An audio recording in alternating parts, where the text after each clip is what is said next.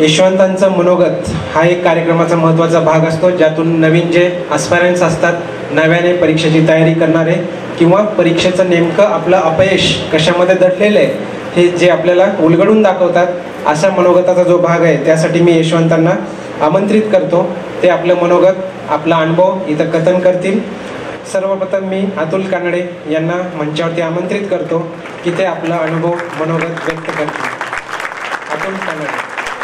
आजच्या कार्यक्रमाचे प्रमुख पाहुणे श्री मल्लीनाथ कल्लशेट्टी सर, युनिक अकॅडमीचे संचालक श्री तुकाराम जाधव सर, तसेच मनोहर भोळे सर आणि व्यासपीठावरील इतर सर्व मान्यवर, विद्यार्थ्यांचे पालक आणि मुख्य म्हणजे जमलेले सर्व विद्यार्थी यांना नमस्कार.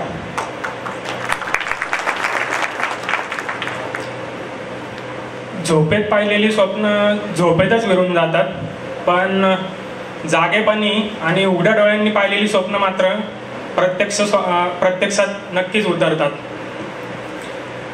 गेली 1.5 वर्ष एक स्वप्न उराशी बाळगलं होतं, ते म्हणजे मी गणेश कला क्रीडा मंच येथून अशा मोठ्या सत्कार समारंभात भाषण करतो विद्यार्थ्यांसमोर. त्या स्वप्नपूर्तीचा आज अनुभव मी घेतोय. फरक इतकाच पडलाय की स्थळात बदल झालाय.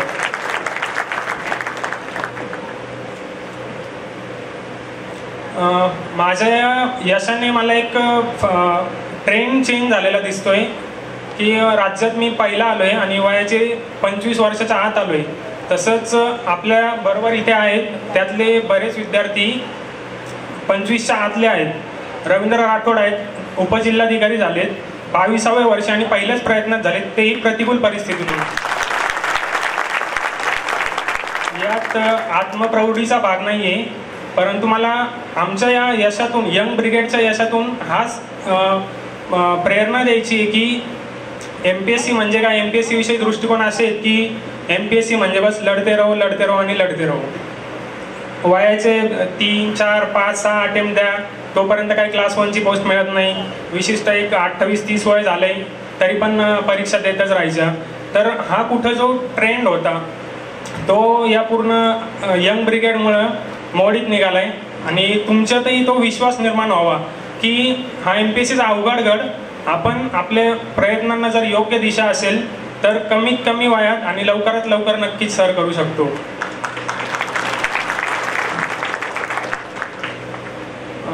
राज्यात पहिला आल्यानंतर फेसबुकवर किंवा मोबाईलवरही बरेच मेसेज आले, कॉल्स आले की सर तुमच्या प्रवासाविषयी सांगा. प्रवास माझा मी विचार केला, माझ्या गेल्या 2-3 वर्षाचा पट डोळ्यासमोर आणला. तर मला या उडान चित्रपट आहे, मला ॲक्च्युली माझी हॉबीज आहे की आर्ट मूवीज किंवा जे चांगले चित्रपट आहेत ते पाहायची मला हॉबी. तर उडान एक असाच चित्रपट होता, त्या चित्रपटातल्या ओळी मला आठवल्या. त्या ओळी अशा आहेत, छोटी छोटी चित्राई यादें बिछी हुई है लम्हों की हरियाली पर, नंगे पैर उन पे चलते चलते इतनी दूर आ गए हैं कि अब भूल गए हैं कि जूते कहाँ उतारे थे. एड़ी कोमल थी जब आए थे, थोड़ी सी नाजुक है अभी भी और नाजुक ही रहेगी. इन खट्टी मीठी यादों की शरारत जब तक इन्हें गुदगुदाती रहेगी. सच भूल गए हैं जूते कहाँ उतारे थे, पर लगता है कि अब उनकी ज़रूरत नहीं.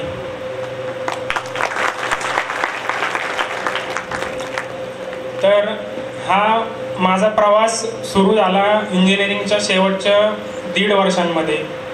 त्यावेळी काही आणि हा प्रवासच काही काळाच्या आतच हा टप्पा मी गाठला आहे.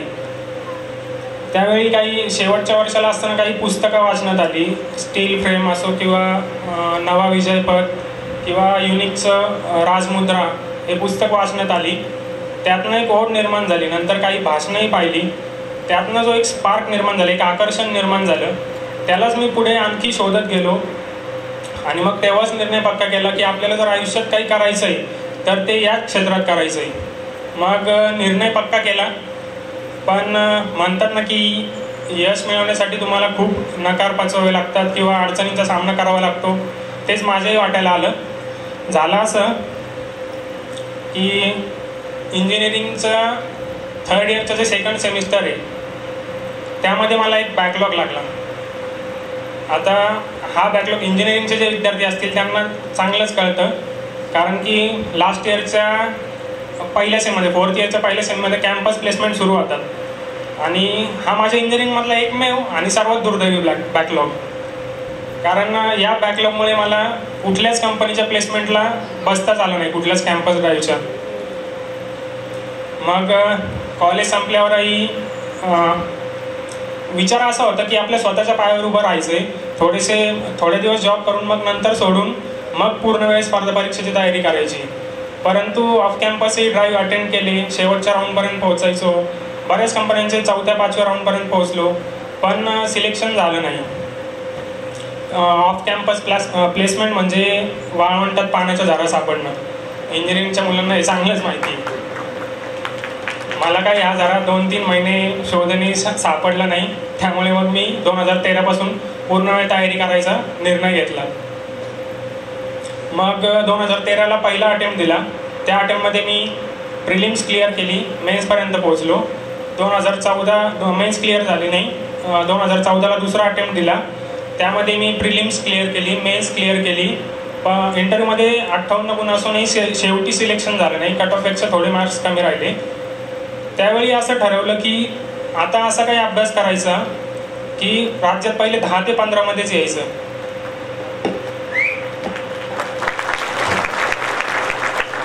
आणि पहिल्या 10 मध्ये ही मला खात्री होती, कारण स्कोअर GSचा खूपच चांगला होता आणि इंटरव्ह्यू झाल्यावरही मला लगेच जाणवलं की इंटरव्ह्यूमध्ये खूप चांगले मार्क्स मिळणार आहे आपल्याला.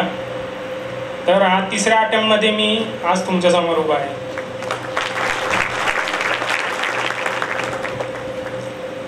ज्या कंपन्यांच्या ड्राईव्हला मी जायचो तर बऱ्याच ठिकाणी नकार मिळाले, तर त्यांना मला आज सांगावंसं वाटतं की you will surely and definitely miss मी.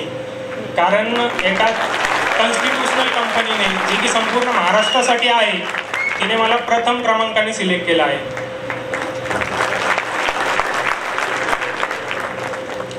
माणसाला आयुष्यात एक ओळख लागते, ती ओळख नसली की लोक तुम्हाला वाटेल ती ओळख चिकटवतात. माझ्याही बाबत तेच झालं. कुठलेही फंक्शन्स असतील, कार्यक्रम असतील, लग्न, साखरपुडा शक्यतो टाळायचो, पण जिथे जायचो तिथे नातेवाईक किंवा दुसरे म्हणजे ओळखही नसलेले लोक मला विचारायचे की अरे काय तू इंजिनिअरिंग करून इकडे काय करतोयस, काय नोकरी कधी लागणार आहे, कधी शिक्षण पूर्ण होणार आहे तुझं, हा बघ इथल्या इथे या कंपनीत इतक्या पगारावर काम करतोय, तू नेमकं करतोय काय, उगाच काय आयुष्याची वर्ष वाया घालवत बसलाय. तर 5 एप्रिलच्या संध्याकाळी 8 वाजता निकाल लागला. त्यानंतर सगळ्यांना बहुतेक त्यांच्या प्रश्नाची उत्तर आता मिळाली असतील. मी हे प्रूव्ह करून दाखवले की I am here bye choice, not by option. यातनं मला सांगायचं हेच की स्पर्धा परीक्षेचं हे खूप अनिश्चित क्षेत्र आहे. आपल्या जवळचे किंवा आपल्या घरातलं किंवा नातेवाईकांमध्ये जर कोणी स्पर्धा परीक्षेचा अभ्यास करत असतील विद्यार्थी, तर त्यांना आधार द्या. कारण हे खूप अनिश्चित क्षेत्र आहे आणि सतत मुलांच्या डोक्यावर टेन्शन्स असतं. खूप 1, 2, 3 टप्पे पार करून शेवटच्या टप्प्यात मग कुठे जाऊन पोस्ट मिळते. त्यामुळे आधाराची गरज असते. त्यांना त्यांची स्वप्न जगू द्या. त्यांना जर त्यांची स्वप्न जगू दिली तर तुम्हाला ते एक दिवस स्वप्नवत वाटेल अशी कामगिरी नक्कीच करून दाखवतील. मात्र याबरोबर विद्यार्थ्यांची जबाबदारी आहे. त्यांची स्वप्नाप्रती, त्यांचं ध्येयाप्रती त्यांची पूर्ण निष्ठा पाहिजे आणि योग्य दिशेने प्रयत्न असायला हवे. प्रवासाविषयी अजून काही सांगायचं म्हटलं तर माझा प्रवास असा काही विशेष नाही, खूप स्ट्रगल केलं नाही किंवा मला विशेष कौतुक वाटतं किंवा तुम्ही सगळ्यांनी विशेष कौतुक करायला पाहिजे, अभिनंदन करायला पाहिजे ते रवींद्र राठोड आहेत किंवा मी स्नेहा उबाळे आणि अतुल चोरमारे यांच्याविषयी फेसबुकवर किंवा इतर ठिकाणी पेपरमध्ये वाचलं. अत्यंत प्रतिकूल परिस्थितीतून हे मुलं वरती आलेली आहेत आणि अगदी कमी वयात. मला माझ्यापेक्षा यांचं यश जे आहे ते उल्लेखनीय वाटतं. त्यामुळे त्यांचं खरंच मनापासून कौतुक. माझ्या प्रवासाचं बद्दल जर अजून म्हणलं तर मी 10वीला असताना वडील माझे बोर्डाच्या पेपरच्या नेमकं 1.5 महिना आधी एक्सपायर झाले होते. त्यावेळी मी 10वीत बोर्डात आलो होतो. हा प्रसंग मला नेहमीच आठवण करून देत राहिला की माझी कॅपॅसिटी काय आहे, कॅपेबिलिटी काय आहे. मी किती आयुष्यात खाली गेलो, इंजिनिअरिंगमध्ये प्लेसमेंट झाली नाही, तुम्हाला सांगितलं किती आयुष्यात खाली गेलो तरी मी कुठल्या टप्प्यापर्यंत जाऊ शकतो, याची मला नेहमीच या प्रसंगाने आठवण करून दिली. फायनान्शियल बर्डन मला नव्हतं, कारण की आईने पार्लर चालवून नंतर घराचाही सांभाळ केला आणि तसंच मामा आणि मावशी यांनी मला इंजिनिअरिंगमध्ये असताना वेळोवेळी आर्थिक मदत केली. तसंच इंजिनिअरिंगनंतरही जॉब न करता मी करत होतो, पण माझ्यावर दडपण होतं की घरच्यांची माफक अपेक्षा असते की 23-24 वर्षी कमावता हवं मुलांनी, ते दडपण मला होतं. त्यामुळे माझा 3रा अटेम्प्ट झाल्यावर माझा अभ्यासही खूप चांगला झाला होता. त्यामुळे कुठे लेक्चर्स डिलिव्हर केले काही क्लासेसमध्ये किंवा नोट्सचं काम केलं, ते करून मी स्वतःच्या पायावर उभं राहायला सुरुवात केली होती. दरम्यान STIची परीक्षाही दिली होती मी, तर STIमधूनही माझं सिलेक्शन झालं होतं. राज्यात 30वा क्रमांक त्यामध्ये मी मिळवला होता आणि आता महिन्याभरातच STI ही ओळख पुसली जाऊन टॉपर अशी ओळख मला मिळालेली आहे. मागाशी तुम्हाला सांगितले प्रवासाविषयी मला महत्त्वाचं वाटतं ते आता MPSCचा अभ्यास कसा करावा. खूप जणांनी विचारलं की गायडन्स करा, नेमकं कसा तुम्ही काय केला अभ्यास त्याच्याविषयी सांगा. त्यामुळे मला हा घटक महत्त्वाचा वाटतो. आता त्याबद्दलच मी जास्त सविस्तरपणे बोलतो. या विषयावर महत्त्वाचं म्हणजे का मला जास्त भर द्यायचं आहे, कारण मी पाहिलं आहे की चुकीच्या पद्धतीने अभ्यास करून खूप मुलं काळाचा तसेच आयुष्यातील महत्त्वाच्या वर्षांचा अपव्यय करताना मी पाहिलेलं आहे.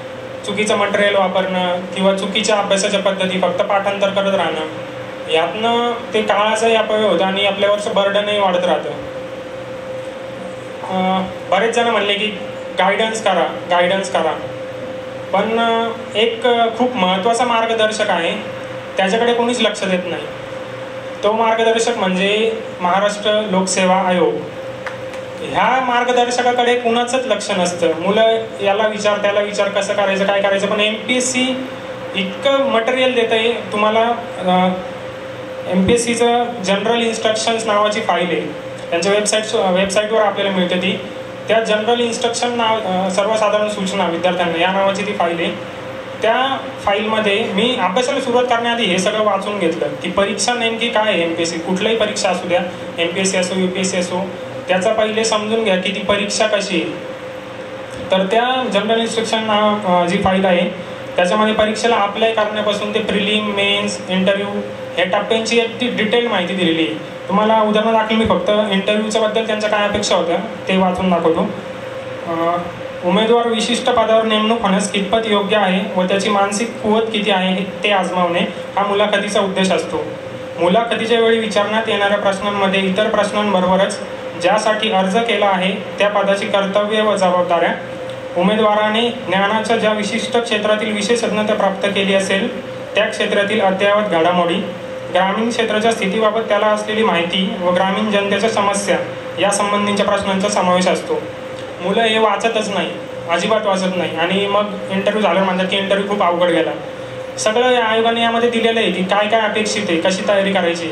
ह्यालाच फॉलो करून मी इंटरव्ह्यूची तयारी केली आणि मला इंटरव्ह्यूमध्ये 66 मार्क्स मिळाले होते. तसंच विशिष्ट परीक्षा, STIची परीक्षा आहे, PSIची परीक्षा आहे, असिस्टंट राज्यसेवा, याच्या पॅटर्नविषयी आयोगाने वेबसाईटवर फाईल्स टाकलेल्या आहेत, PDFs टाकलेल्या आहेत. त्या सुरुवातीला वाचून घ्या, कारण की त्यातनं खूप महत्त्वाची माहिती आपल्याला मिळते. आता यावेळीची जर राज्यसेवेची ॲड तुम्ही वाचली असेल, सूक्ष्मपणे जर वाचली असेल, तर त्यामध्ये उल्लेख आहे की यावर्षी काही नवीन संवर्गांचा समावेश होण्याची शक्यता आहे. मागची ॲड पाहिली आणि ही ॲड पाहिली तर तुम्हाला हा बदल जाणवतो. त्यामुळे यावेळी जागा वाढण्याची शक्यता. हे सांगायचा उद्देश म्हणजे कुठलीही परीक्षा असू द्या, पहिले या छोट्या छोट्या गोष्टी वाचणं खूप महत्त्वाचं आहे. आता प्रिलिम्सबद्दल सांगायचं झालं तर प्रिलिम्स फर्स्ट. जोपर्यंत तुमची प्रिलिम्स क्लिअर होत नाही तोपर्यंत तुम्ही मेन्सला जात नाही, आणि जोपर्यंत तुम्ही मेन्सला जात नाही तोपर्यंत तुमच्या अभ्यासाला ती खोली, ती डेप्थ येऊ शकत नाही. त्यामुळे प्रिलिम्सवर सगळ्यात पहिले काम करणं खूप महत्त्वाचं आहे. पण आता तुम्ही पाहिलं, राज्यसेवा ज्यांनी दिली असेल त्यांनी पाहिलेच आहे की प्रिलिम्स क्लिअर करण्यासाठी तुम्हाला रामायण, महाभारत, बायबल, कुराण, तसंच नंतर लेफ्टी आणि राईटी कोण कोण आहेत, फेमस पर्सनॅलिटी यांची लिस्ट असू द्यावी लागेल.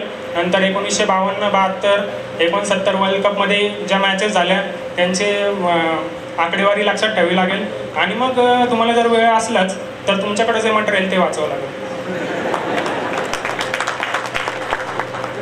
तर GS बद्दल विनोदाचा भाग सोडा यातला, पण GS बद्दल प्रिलिमच्या टप्प्यावर काहीच निश्चितता नाही आहे.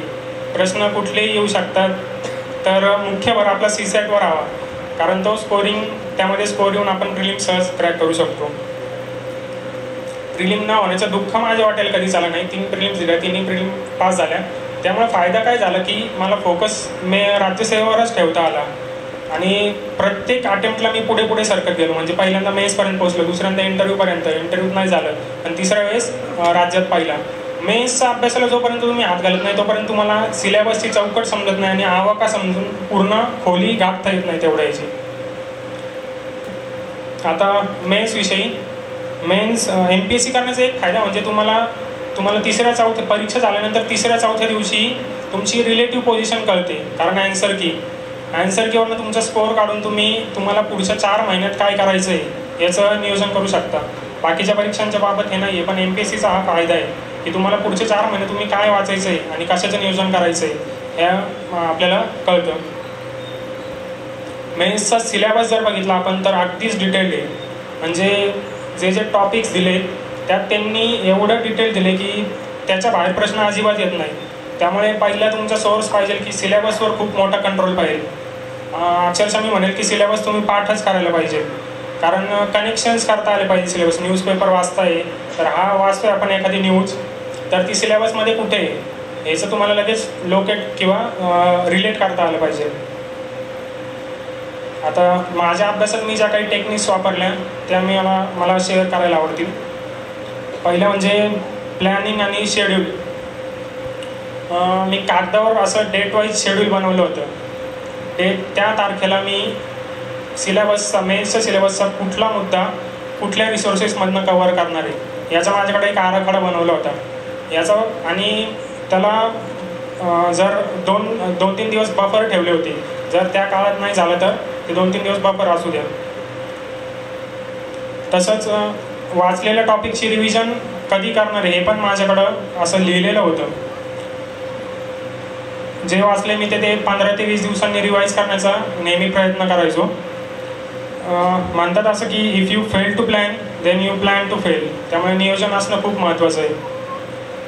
आता ते मी 8-9 महिन्यापूर्वी बनवलं होतं शेड्यूल. आता तीच पाक्की कागद माझ्या आयुष्यभराचा ठेवा झाली आहे. दुसरं म्हणजे शोधक वृत्ती मी माझ्या अभ्यासात नेहमीच जोपासली. तर शोधक वृत्ती म्हणजे काय, तर मी सतत शोध घेत राहायचो की मला हे खरंच करायचं आहे का. बरेच मुलं दुसरीकडं काही मिळत नाही म्हणून इकडे येतात किंवा इतरही काही कारणं असतात. त्यामुळे मला स्वतःशी प्रामाणिक राहायचं होतं की खरंच मला प्रशासकीय सेवेत करिअर करायचं आहे की का आपण येतो इकडं, खरी ओळख बनवायची आहे का. तर तो शोध घेत राहिलो. दुसरं म्हणजे प्रश्न कुठून येत आहेत हे शोधायचो मी. कारण की MPSCचं कसं आहे, पर्टिक्युलर तुम्ही मटेरियलमधनं जर वाचलेलं असेल, रेफर केलेलं असेल तर तुम्ही शुअर असता पेपरमध्ये की हो हे आपण वाचलंय. ते पर्टिक्युलर सोर्स म्हणजे कुठले, तर NCERT आणि स्टेट बोर्ड. हे कुठलाही टॉपिक असू द्या, पहिले NCERT आणि स्टेट बोर्ड वाचणं खूप महत्त्वाचं आहे. कारण तिथनं काही प्रश्न डायरेक्ट कॉपी पेस्ट करतात, ते डायरेक्ट तिथनंच येतात. ते जर तुम्ही वाचलेले जर असतील तर तुम्ही ॲन्सर करताना तिथे शुअर असतात. आणि याचा फायदा असा होतो की शुअर असल्यामुळे तुम्हाला अटेम्प्ट कितीपर्यंत न्यायचं आहे. कारण निगेटिव्ह मार्किंगमुळे खूप जणांचं नुकसान झालं, मी माझ्या मित्रांचंही पाहिलेलं आहे. त्यामुळे अटेम्प्ट हा एक महत्त्वाचा घटक आहे. तर शुअर असतील तर तुम्ही नक्कीच अटेम्प्टचे तुमचं लेवल ठरवू शकता. आता तिसरं म्हणजे इंटिग्रेटेड अप्रोच. परीक्षेसाठी अभ्यास करा, पण फक्त परीक्षेसाठी कधीच अभ्यास करू नका. मी MPSCला माझ्या असं आयुष्याचा एक भाग बनवण्याचा प्रयत्न केला होता, जीवन प्रक्रियेचाच एक भाग बनवण्याचा प्रयत्न केला होता. कारण अधिकारी व्हायचं हे टार्गेट फिक्स होतं. त्यामुळे त्याच अभ्यासाच्या काळातही आपण अधिकारीसारखंच आपलं एकूण वाटचाल असली पाहिजे. तर नेमकं मी काय केलं होतं,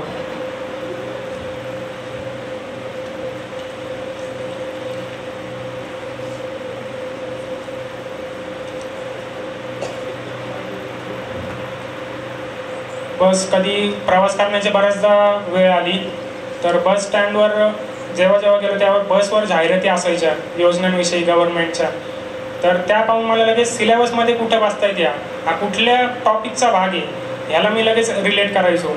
नंतर महापालिकेच्या कार्यांविषयी वाचतोय, तर महापालिकेच्या ऑफिसमध्ये मी एक जाऊन यायचो की कसं आहे नेमकं तिथं कार्य कसं चालतं. आपण न्यायव्यवस्थेविषयी वाचतो, तर कोर्टात एकदा जाऊन बघितलं पाहिजे की आपण तिथं कसं आहे नेमकं, आपण फक्त पुस्तकी अभ्यास करू नका. नंतर 1.9 हा महाराष्ट्राचा सांस्कृतिक ठेवा म्हणून एक टॉपिक आहे आपल्याला मेन्सला, त्यामध्ये भारूड आहे. तर ते भारूड मी डाउनलोड करून ऐकलं. याचा फायदा काय होतो की हे तुम्ही जगता अभ्यास करताना, फक्त पुस्तकात भारूड कोणी कोणतं काय लिहिलंय याला काय महत्त्व नाही, ते भारूड कसं असतं ते ऐकलं पाहिजे तुम्ही.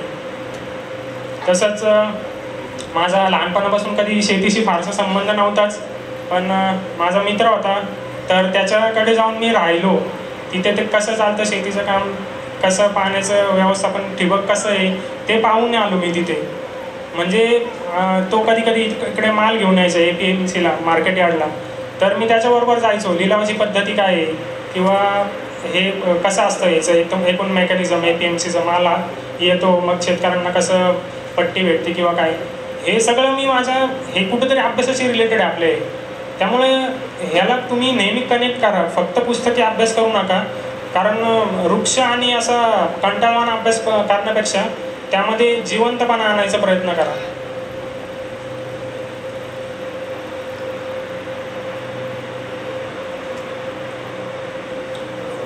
असा अभ्यास केल्याने तुम्हाला काय होईल की अभ्यासाला बोरही होणार नाही आणि एकूणच या प्रक्रियेचा तुम्हाला एन्जॉय करता येईल, आनंद घेता येईल.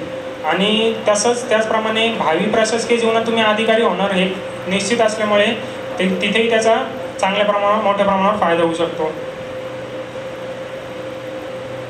आता रिसोर्सेस आणि क्वेश्चन पेपर्स, मी माझ्या पूर्ण तयारीमध्ये ऑथेंटिकेट सोर्सेस वापरण्याचा नेहमीच प्रयत्न केला. यामध्ये मला मी इंग्लिश वापरणं जास्तीत जास्त वापरले, पण मराठीत मला नक्कीच उल्लेख करायला आवडेल की युनिकची जे पुस्तकं आहे, युनिक अकॅडमीने पब्लिश केलेली, त्यामधलं राज्यघटना खंड 2 किंवा HRDचं पुस्तक असेल किंवा युनिक बुलेटिन येतं दर महिन्याला, तर हे खूप मराठीत या मटेरियलला पर्याय नाही आहे. मला आत्ता तरी वाटतं की पर्याय अजिबात नाही आहे, कारण एखाद्या मुद्द्यावर एकूण पूर्ण विश्लेषणात्मक जी माहिती असते ती युनिकच्या मटेरियलमध्ये आपल्याला सापडते. आणि मुलांनी मला विचारलं की कुठले बुक्स वापरले, बुक्सची लिस्ट पाठवा म्हटले. मी कधी अशी बुक्सची लिस्ट बनवली नाही, कारण पॉईंट टू पॉईंट अभ्यास केला. सिलेबसचा पॉईंट घेतला, तो कुठल्या पुस्तकातनं चांगला मिळेल याचा शोध घेतला. मी लायब्ररीत असताना 2-3 पुस्तकं एकाच पॉईंटसाठी वापरायचो. मुलं म्हणतात अरे काय करतोय तू, तेव्हा मी त्यांना सांगायचो की हे शोधत राहा, कारण प्रश्न कुठनं येत आहेत हे जोपर्यंत तुम्हाला कळत नाही, आणि एकच मुद्दा 2-3 सोर्सेसमधनं वाचल्यामुळे तुम्हाला त्या मुद्द्याभोवतीचे सगळ्या बाजू स्पष्ट होतात.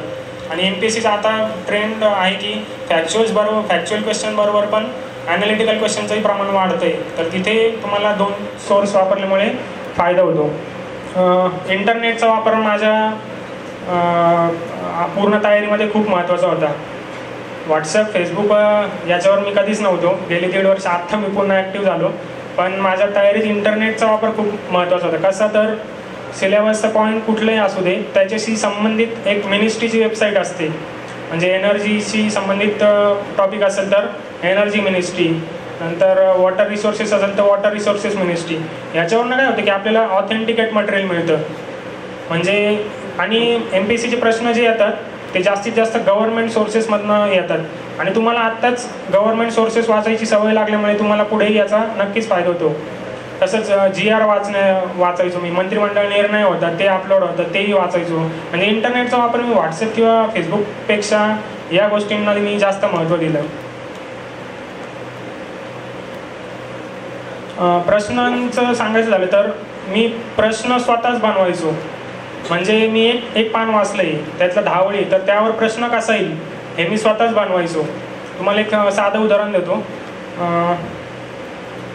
RT right to education act आहे, तर याच्यावरती प्रश्न कसा बनतो, त्याच्यामध्ये 2 डेफिनेशन्स आहेत, एक दुर्बल घटक आणि वंचित घटक यांना आरक्षण आहे त्यामध्ये. तर वंचित घटक म्हणजे SC ST आणि सोशली आणि एज्युकेशनली बॅकवर्ड क्लासेस यांचा समावेश होतो. आणि दुर्बल घटकांमध्ये इन्कम लिमिट जर स्पेसिफाईड लिमिटपेक्षा कमी असेल तर त्यांचा समावेश होतो. आता MPSC काय करणार, प्रश्न कसा बनवणार, एकतर हे सरळच येणार 2 वाक्य, योग्य अयोग्य ओळखा, किंवा हे उलटं देणार, किंवा वंचित घटकामध्ये फक्त SC ST यांचा समावेश होतो, सोशल एज्युकेशनली बॅकवर्ड क्लास वगळणार. तर हे प्रश्न स्वतः बनवत राहा. तुम्ही एक पान वाचताय तर त्याच्यावर प्रश्न कसे येईल, आता हे कसं समजणार आपले प्रश्न कसे येईल, तर मागचे 3 वर्षाचे पेपर पॅटर्न मागचे 3 वर्षापासून बदललाय. ते 3 वर्षाची प्रश्नपत्रिका सोबत राहू द्या. सिलेबसचा कुठलाही पॉईंट वाचलाय तर मागच्या 3 वर्षात त्याच्यावर तो वाचून झाला पॉईंट, आपला रिसोर्सेसमधनं वाचून झाला, तर त्याच्यावर प्रश्न कसे आले ते बघा. आणि तुम्हाला काय एक्सपेक्टेड आहेत प्रश्न त्याच धर्तीवर, कारण MPSC सारखे प्रश्न MPSCच बनवू जाणं, त्यामुळे ते तुम्ही प्रेडिक्ट करायला शिका. MPSCला न्यूजपेपरचा वापर कसा करायचा, कोणत्या न्यूज वाचायच्या आणि कोणत्या स्किप करायचे याचं तुम्हाला तंत्र जमलं पाहिजे. का राजकीय बातम्यांचे फक्त हेडलाईन्स वाचले तरी पुरेसे आहेत, बाकीचे जे गुन्हे असतील किंवा चोरी दरोडे इत्यादी बातम्या सारख्या येत राहतात, तर त्याच्यातले फक्त कलम वाचत जा की कुठल्या कलमांतर्गत गुन्हा दाखल होतोय आणि इन्व्हेस्टिगेशन ऑफिसर किंवा त्याच्यासाठी कोण अधिकारी असणार आहेत ते वाचत जा. संपादकीय पान खूप महत्त्वाचं आहे. आणि सोबतच वाचकांचा पत्रव्यवहार नावाचं एक डाव्या साईडला लोकसत्तामध्ये यायचं, तर ते मी नेहमी खूप उत्सुकतेने वाचायचो, कारण एका दिवशी अग्रलेखावर प्रतिक्रिया दुसऱ्या दिवशी व्यक्त व्हायच्या, त्यात एक बाजू असायची आणि दुसऱ्या दिवशी परत त्याचा प्रतिवाद म्हणून प्रतिक्रिया यायच्या. तर याने काय होतं की एका आपल्या ब्रॉड व्ह्यू तयार होतो, म्हणजे फक्त फॅक्च्युअल गोष्टी करण्यापेक्षा यातनं आपल्याला बरंच काही मटेरियल मिळतं. कमी श्रमात जास्त आउटपुट म्हणजे कॉस्ट टू बेनिफिट रेशो, याला स्मार्ट वर्क म्हणतो मी. टॉपिक सिलेक्शन इम्पॉर्टंट आहे मेन्ससाठी, कुठलं टॉपिक घ्यायचे आणि कुठल्या टॉपिकमध्ये कमीत कमी वेळ देऊन जास्तीत जास्त मार्क्स मिळवायचे, याचं तुम्हाला एक तंत्र जमलं पाहिजे. आता पहिल्या पेपरचं उदाहरण देतो, हिस्ट्री, जॉग्रफी आणि ॲग्री आहे. तर हिस्ट्रीला सगळ्यात कमी वेळ द्या, कारण हिस्ट्रीला त्यांच्याकडे 100 पुस्तकं आहेत, कुठल्याही पुस्तकातून ते काही प्रश्न टाकू शकतात. तोच वेळ जर तुम्ही जॉग्रफी आणि ॲग्रीला दिला तर हे टेक्निकल सब्जेक्ट्स आहेत थोडे आणि समजायलाही सोपे, त्यामुळं त्या भागांवर जास्त लक्ष केंद्रित करा. सायन्स टेकमध्येही तसंच की टेक्निकल सब्जेक्ट आहे, कमी वेळात जास्त आउटपुट मिळेल. मार्गदर्शन ग्रुप स्टडी करत राहा, कारण ग्रुप स्टडीमुळे एक बर्डन कमी होतं सिलेबसचं, आणि हे झालं बाहेरचे इनपुट सगळे. तर तुम्ही स्वतः किती खोलवर जात आहे यालाही खूप महत्त्व आहे. आता काही डूज अँड डोंट्स लवकर कंप्लीट करतो मी. डूजमध्ये फोकस हवा. काही जण UPSC करत बसतात आणि मग नंतर म्हणतात की आता मलाही 4-5 जणांचे फोन आले माझं यश पाहून की आता मी MPSC करतो. पण MPSC आणि UPSC हे 2 पूर्ण वेगळे स्ट्रीम आहेत. MPSC कडून UPSCचा प्रवास मला वाटतं सोपं आहे माझ्या मताप्रमाणे, कारण MPSC करताना तुम्ही फॅक्च्युअली करेक्ट होता आणि बरोबरच तुम्ही जर ब्रॉड व्ह्यू ठेवला तर UPSCला जातानाही तुम्हाला जास्त प्रॉब्लेम होणार नाही. MPSCच्या डिग्रीच्या शेवटच्या वर्षाला सुरुवात करा अभ्यासाला, जे कोणी आता TY किंवा लास्ट इयरला असतील त्यांनी. स्पर्धा स्वतःशीच करा, दुसऱ्यांना पाण्यात पाहू नका. दुसऱ्यांना पाण्यात पाहिले की आपण चिखलात जातो, त्यामुळे स्पर्धा स्वतःशीच करा. फक्त हेल्थकडे लक्ष द्या, योगा करा, कारण जनरली 8-10 तास बसत असतो आपण, तर त्याचा फायदा नक्कीच होईल. स्वतःशी आणि स्वतःच्या ध्येयाशी प्रामाणिक राहा, स्वतःच्या स्वप्नांशी प्रामाणिक राहा, कारण low aim is always crime. शेवटच्या टप्प्याकडे येतोय मी. डोंट्सकडे वेळ घालवू नका, शेड्यूल फॉलो करा, लग्नासारखे कार्यक्रम टाळा, कारण तिथे तुम्हाला लोक खूप त्रास देतात. क्रांतिकारक अशी घोषणा द्यायची की आझादी ही मेरी दुल्हन आहे. तुम्ही असं म्हणायला पाहिजे की MPSC मेरी दुल्हन आहे. Don't follow anyone blindly. Even मी जे सांगतो त्यालाही ब्लाइंडली फॉलो नका करू, कारण प्रत्येक यशाचा काही ठराविक फॉर्म्युला नसतो. मी माझे मार्ग शोधले तसे तुम्ही तुमचे मार्ग शोधायला पाहिजे, कारण मी दाखवतो तो रस्ता मला माहिती की बरोबर आहे, पण तुम्हाला स्वतःला चालायचं आहे आणि स्वतःला कम्फर्टेबल असाल त्याचप्रमाणे पद्धती शोधा, अभ्यासाच्या मेथड शोधा. शेवट करतो मी माझ्या भाषणाचा. आता मी अधिकारी झालो आहे तर मी या माझ्या शोधकृतीचा तसेच जो मागाशी इंटिग्रेटेड अप्रोच सांगितला त्याचा वापर मी प्रशासनात करून चांगलं काम करण्याचा प्रयत्न करेल.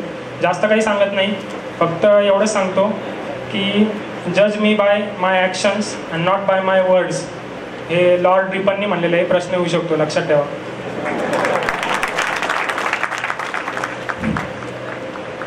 माझ्या आता सहकारी मित्रांसाठी आणि तुम्ही जे सगळे विद्यार्थी आहेत जे रात्रंदिवस झोपून देऊन अभ्यास करतायत त्यांच्यासाठी काही ओळी.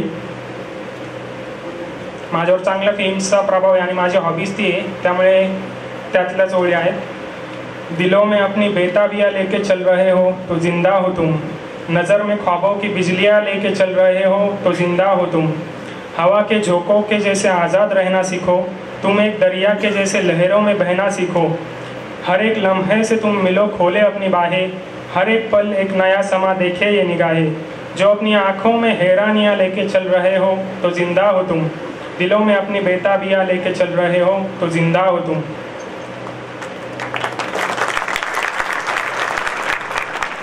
जे शेवटाला येऊन म्हणजे इंटरव्ह्यूपर्यंत पोहोचून परत त्यांना पुढची तयारी करायची, त्यांच्यासाठी 2 ओळी.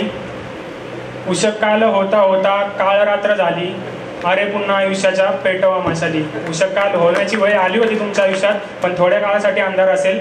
पुन्हा अशी मशाल पेटवा की पूर्ण जग उजळून निघलं पाहिजे. थँक्यू, धन्यवाद. आणि मला जर काही क्वेरी करायची असतील तर फेसबुकवर कनेक्ट करा मला, मी तिथे अपडेट्स टाकत राहील.